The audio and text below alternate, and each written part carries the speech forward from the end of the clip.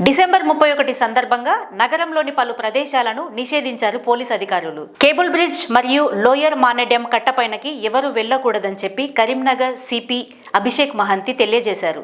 ప్రజలకు ఎటువంటి ఇబ్బందులు కలగకుండా ఉండడం కోసమని ఈ నిర్ణయాన్ని తీసుకున్నట్టు తెలియజేశారు. అంతేకాకుండా రోడ్లపై వేడుకలు, డీజేలు వినియోగానికి అనుమతి లేదన్నారు. ఒకవేళ ఎవరైనా అసాంఘిక కార్యకలాపాలకు పాల్పడితే చట్ట ప్రకారం కఠిన చర్యలు తీసుకోవడమే కాక వారిపై పలు సెక్షన్ల కింద కేసులు నమోదవుతాయని హెచ్చరించారు.